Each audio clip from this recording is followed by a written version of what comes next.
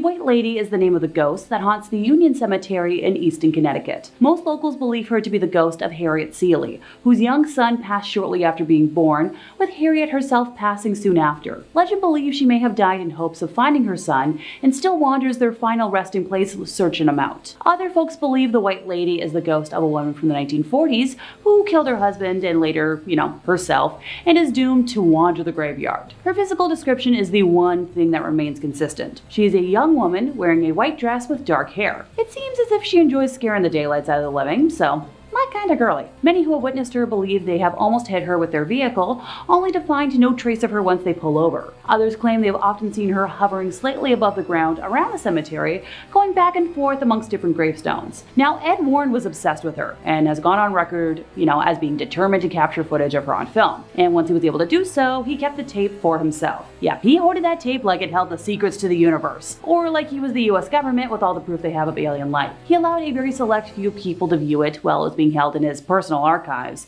and none were allowed to further analyze it on their own time. Now, since the passing of both Ed and Lorraine, their son-in-law Tony has released the footage in its entirety to YouTube. The tape shows an apparent white human figure moving behind some tombstones. Similar to videos of UFOs, Bigfoot, and the Loch Ness Monster, however, the figure is at that perfect distance and resolution so that a shape can be seen, but no details that could lead to definitive identification. A woman named Judith Penny, who claims she helped Ed maintain his reputation as a ghost hunter, comes into play right here. So when he claimed to have captured the White Lady on tape in the summer of 1990, after allegedly camping out in the graveyard for a week, it was actually Judith being the mystical being spotted on tape, masking herself with a white sheet. So scary. About as scary as a poorly made Halloween costume. Number 4, the Snedeker case. Okay, so for the unaware, let's just run through the case as if it was real at first, just for funsies. One night, very late at night, Ed and Lauren were contacted by the family, who had just moved into a house on Meriden Avenue in Southington. Specifically, the mother of the family unit and a niece who came to stay with the family were on the phone. What they found and bought was a big and seemingly welcoming home. But what they allegedly didn't know was that it was a former funeral home. Oh, and fun fact, the morticians at the funeral home were allegedly involved in necrophilia, or performing acts with corpses. What used to be the showroom for the coffins was now the younglings room, just down the hall. Oh, and just down the hall, the place where bodies were prepared for viewing. So the boys were the first to start talking about things they had seen and experienced, saying they were terrified, and the parents chastised them at first for it, but they were so scared that they started sleeping on the floor in the living room. Among the sounds the boys would hear were the sounds of chains pulling the coffins upstairs. Only thing was, there was no coffins. So the women who called were terrified, with the niece in a small bedroom in the back of the house, and the covers on her bed tended to levitate around her, like there was a fan blowing them around. Lorraine said that while the mother was on the phone with her, even more bizarre events started happening. So the mother had rosary beads in her hand, and while she spoke, the beads were actually being pulled apart and falling to the floor. So Lorraine and Ed went over the next morning with the family's parish priest. A blessing of the house seemed to do nothing to calm things down, and that's when the Warrens decided to call the bishop's office in Hartford. The church eventually sent an exorcist, which seemed to do the trick, but not before one last hurrah from whatever was believed to be haunting the house, because demons don't like to give up without a fight. So there was this huge tree in front of the house, and half of the tree, with no wind, broke off and fell on the property. So when it came time to publish the story of what happened, who did Ed and Lorraine bring in to help them write the book? Ray Garton, an author well known for writing fictional horror. In the years since, he has very publicly claimed that everything to do with the case was bunk. When Ray found that the family couldn't keep their individual stories straight, he went to Ed, and the man of the hour simply just said, all the people who come to him and Lorraine are crazy. That's why they come to them. Just use what you can to make the rest up. You write scary books, right? Well, make it up and make it scary. That's why we hired you. If that wasn't damning enough right there, apparently the boys, the center of this entire mess, were nowhere to be found. Ray never met them in person and was only allowed to talk to them briefly on the phone, but as soon as one of the boys started telling Ray that the things he saw in the house went away after he'd been medicated, the mom abruptly ended the conversation. The Warrens repeatedly told Ray they had videotapes of actual supernatural activity shot in the house, and they were going to show it to him while he was there, but they never did.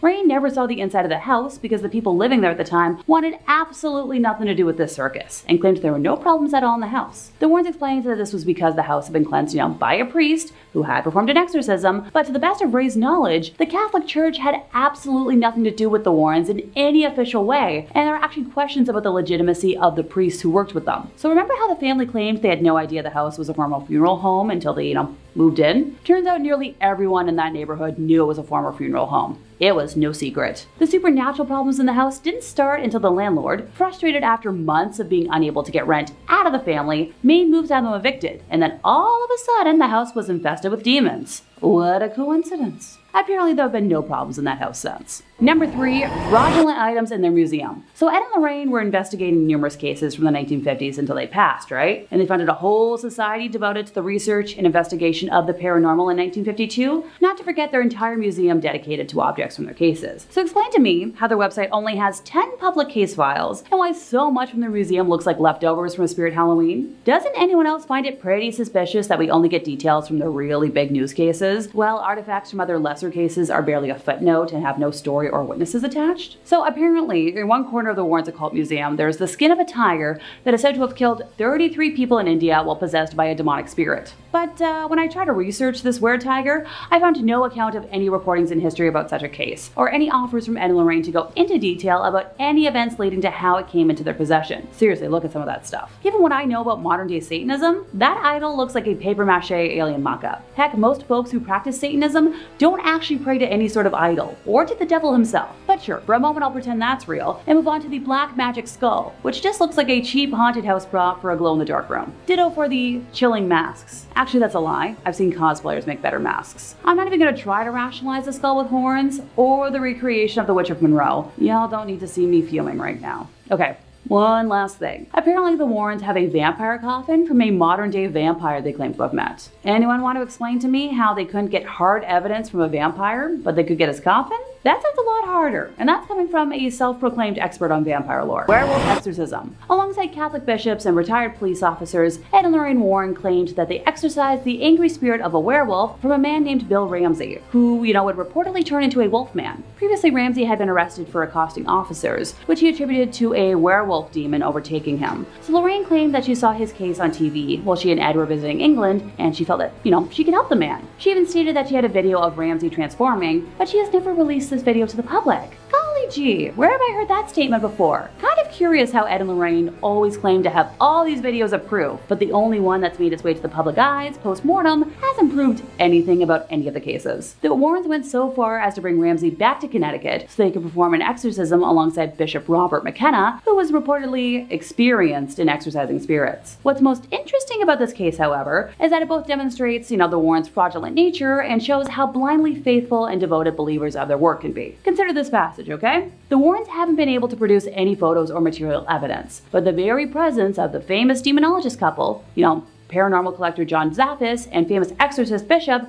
greatly increases the credibility. However, most resources, touting the truthfulness of this case are just blogs that really love to gush about the Warrens. The Warrens eventually detailed the case in their book, Werewolf, A True Story of Demonic Possession, which one review notes that it contained no actual documentation of the case. 5. Union Cemetery. In Weston, Connecticut, there is a cemetery that many paranormal investigators and enthusiasts claim is one of the most haunted locations in the entire state. As legend goes, many years ago, a man was driving down the road when a woman suddenly appeared in the middle of the road. The driver didn't have time to stop or slow down and struck the woman, but when he pulled over to try and help the woman, she was nowhere to be seen. Since then, several people have reported seeing the woman in white wandering around the cemetery grounds. Some believe she is a woman who lost her son and is still searching for him, while others believe she may have been a jilted bride who took her own life. Either way, it is a local legend that draws a lot of visitors to the town. Oddly enough, this cemetery is just down the road from the home of Ed and Lorraine Warren, and they claimed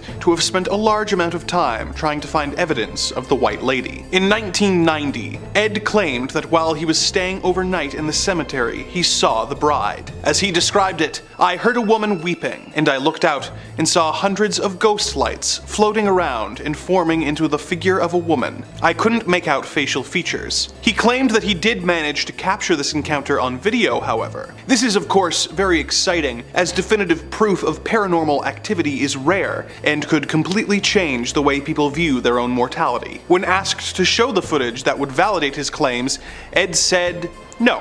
This is the incident that is least clearly a lie out of all of them on this list, but it is typical behavior from the Warrens, who claimed that they had proof that they then simply refused to show to anyone all the way up until their deaths." Oddly enough, the ghosts of the Warrens sometimes pass through the dark dimension and visit me. I even have a recording of it on my phone that proves I'm telling the truth. You can't see it though. You'll just have to take my word for it. The happy Christian family. The Warrens made a point of portraying themselves as a perfect, loving couple who supported each other while using their supposed gifts to help people who were in trouble and spread the message of God. This carries over into the Conjuring films that were inspired by their lives, with both critics and fans consistently bringing up their relationship as a highlight of the films, with it often being called one of the best love stories of the horror genre. But in real life, they were not quite the shining example of God's perfect couple that they would have you believe. Lorraine Warren had a very large role in shaping how her and her late husband were portrayed on film, with some very specific demands written into her contract. Frankly,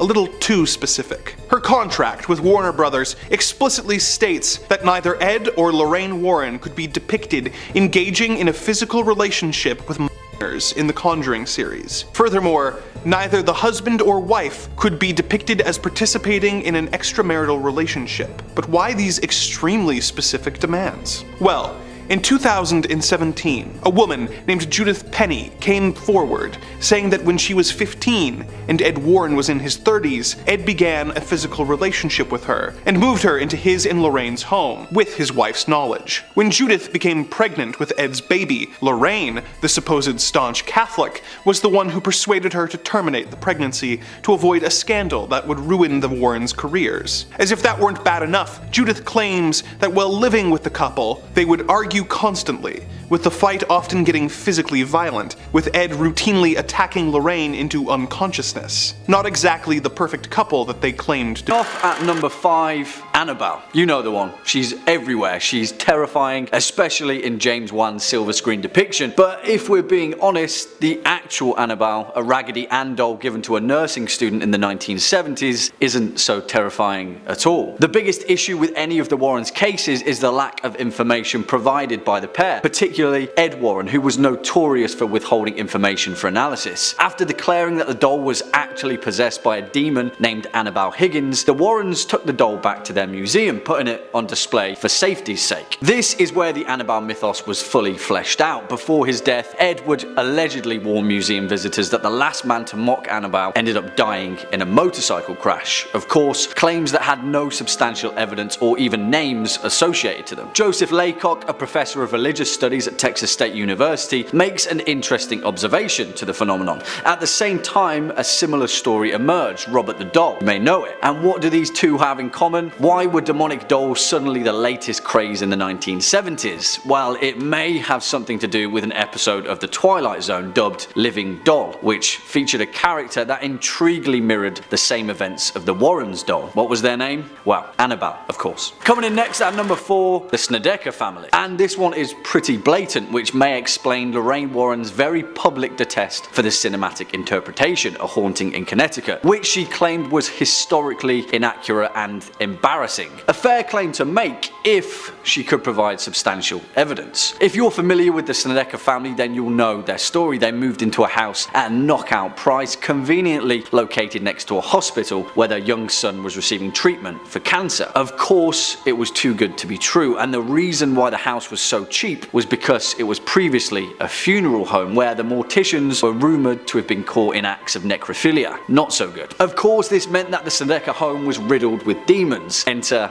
Ed and Lorraine Warren. However, the biggest hole in this case comes from Ed Warren himself. After their investigation took place, a best-selling book was written to detail the events. A ghostwriter was attached to it, a man named Ray Garton, a prestigiously decorated horror novelist who describes A Haunting in Connecticut as the low point in his career. Why? Well, a few years later, Garton told Horrorbound magazine that he'd interviewed all the family members about their experiences, but soon realized that the family were going through some very real problems of a more human kind: drug addiction and severe alcoholism. He found that their accounts of the demonic incidents didn't quite mesh. None of them could keep their story straight. When he approached Ed Warren with his problem, his reply was, "Oh, they're crazy. You've got some of the story, just use what works and make the rest up. Just make it up and make it scary." Next up at number 3, The Devil Made Me Do It. And it's pretty hard to deny evidence that has passed through the judicial system. If you're familiar with the Devil Made Me Do It case, you'll know it involves a man named Arne Cheyenne Johnson, who was inadvertently possessed by the same demon that afflicted his 11-year-old stepson, David. Arne was arrested and tried for murdering his landlord, Alan Bono, and in his legal defense claimed that the devil had made him do it. Of course, it didn't work, and he was sentenced to 10 to 20 years for first-degree manslaughter. Now, the Warrens were heavily involved in this case, claiming to have performed 3 exorcisms on the young David Glatzel, while a number of priests involved in the case denied any of which had ever taken place. However, years later in 2007, Carl Glatzel, David's older brother, sued the Warrens for unspecified damages, claiming that his family were manipulated by the demonologists for monetary gain. He claimed that they concocted a phony story in an attempt to get rich and boost their paranormal fame, exploiting young David's mental illness in the process. In his own tell-all book, Alone Through the Valley, which personally is a bit of a double standard, he outlined the fact that none of the Warrens' claims had ever actually happened, and that the book was a complete fabrication of the events that had actually transpired. Swinging in at number 2, the Enfield Poltergeist. And this one, I will admit, is open to your own interpretation. It's interesting then that perhaps one of the most famous cases that the Warrens were associated with the Enfield Poltergeist was the case that they were most minimally involved with. It forms the basis of James Wan's 2016 film The Conjuring 2, where the fictional versions of the Warrens pretty much single-handedly deal with the events that transpired in the August of 1977 in Enfield, a suburb of London. The story itself was a media sensation, where 11-year-old Janet and her 13-year-old sister Peggy were afflicted by the presence of a malevolent poltergeist. Although the evidence has been notoriously scrutinised, Ed and Lorraine Warren maintain that their flying visit to London featured some of the most startling paranormal events that they'd ever seen. One of which was when Ed swore blind, a claim that he made in his book The Demonologist, that he saw Janet sound asleep levitating in midair. It's interesting then that in all the photographic evidence provided by the Warrens, both girls are wide awake and appear to be falling, definitely not levitating. Perhaps the most damning admission though is a statement that Janet made in 2011 at the age of 45, that she and her sister had faked most of the phenomena. The thing is though, it didn't matter to the Warrens. Their involvement with the case propelled them to a legendary status, even though much of that involvement was superficial at best. It's an interesting one, and we'll likely never know the full extent of the Enfield Poltergeist. One thing is for certain though, Ed Warren made up nearly all of his involvement. Starting off this countdown, we have the Smurl family haunting. Back in the 1980s, the Smurl family swore that their house was haunted.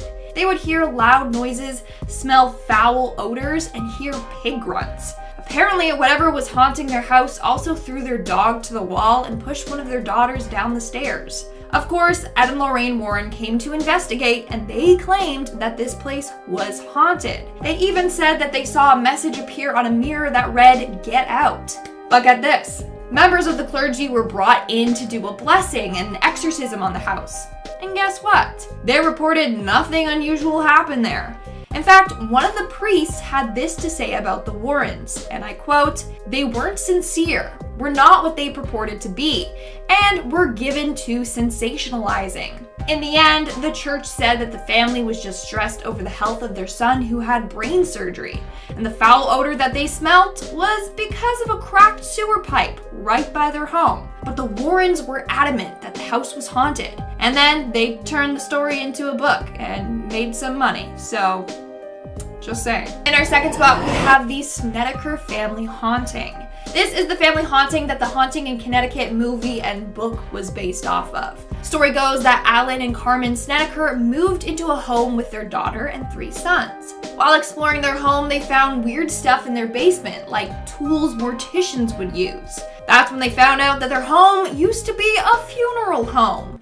And that's when the haunting started. Their eldest son started getting terrifying visions and started seeing ghosts. And also apparently one day as Carmen was mopping the kitchen floor, the water just turned into blood and then smelled of decaying flesh. So on and so on, you get it. In 1986, the Warrens investigated the home and claimed it was indeed infested with demons. But here's the thing. A man named Ray Garton was hired by the Warrens to write a book about the haunting. Later, he revealed that the Snedeker family apparently had serious problems with drugs and alcoholism. When he interviewed the family, they couldn't keep their story straight. and they all had different accounts for what happened. So he went to Ed and told him this problem, and Ed said, and I quote, "You've got some of the story. Just use what works and make the rest up. Just make it up and make it scary." So the writer literally made up like 90% of the story on his own. On top of that, the neighbor living in the upstairs apartment in this haunted home claimed nothing paranormal ever happened to them. And on top of that, no one who has lived in this home after the Snedeker family has had any paranormal experiences. So it looks like the haunting was just made up by this family, and then the Warrens went along with it for the money and the book deal. And in our number 1 spot, we have The Devil Made Me Do It. This is the case that was featured in the film The Conjuring 3, The Devil Made Me Do It. It revolves around a man named Arn Cheyenne Johnson, who in 1981 fatally stabbed his landlord Alan Bono to death. But he claimed that he was totally unaware what he was doing and that the devil made him do it. In fact, his case was the first court case where the defense was arguing demonic possession. And of course, Ed and Lorraine Warren were involved in this case. In fact, they might have made up this whole story for him to get away with murder. Let me explain. It's wild. So according to the story, Arn's brother-in-law, David Glatzel, was the first one to be possessed by this demon. He claimed a man with big black eyes and a thin face with animal features was controlling him. In reality, David was never possessed. He was mentally ill and needed professional help. According to David's brother Carl, he claimed that his whole family was manipulated by the Warrens. He claimed that the Warrens promised his family that they would become millionaires if they insisted that David was haunted by demons. In the end, he actually sued the Warrens for trying to exploit his brother's mental illness and for attempting to get a guilty man to walk. Now, where does Johnson come into play? Well, he claims that he got the demon out of David by telling it to take him instead. And that's how he supposedly became possessed. Number 3, The Haunting in Connecticut. The Haunting in Connecticut, although not officially part of the greater Conjuring cinematic universe and its several sequels, is nonetheless a very famous American haunting, detailing a poltergeist and, well, take a wild guess where. The story goes that the Snedeker family purchased a home near a hospital where their son was receiving treatment without knowing the home was formerly a funeral home, and were then exposed to all sorts of hauntings, strange sounds, possessions, the usual gamut of spooky stuff. The story was adapted into a film, The Haunting in Connecticut, which Lorraine Warren took great umbrage with, claiming that it was sensationalizing the real story and making it out to be something it's not. Which is very ironic. The Warrens themselves helped pen a book about the haunting called In a Dark Place. The book was written by the Warrens and co-authored by Ray Garton, a horror novelist who was brought in to help shape the story. However, after the experience, Garton spoke out about writing the book, saying that when he interviewed the family, multiple stories just wouldn't add up and they would all provide different accounts of what was happening. He brought this concern to Ed Warren, and Ed Warren told him, as Garton quotes, "Oh, they're crazy. You've got some of the story. Just use the parts that work and make the rest up. Just make the rest up and make it seem scary." Which is about as blatantly direct a confession as you could probably get from the Warrens. Since the passing of both Warrens, more and more support has come out, suggesting The Haunting of Connecticut was little more than a hoax to drum up some business.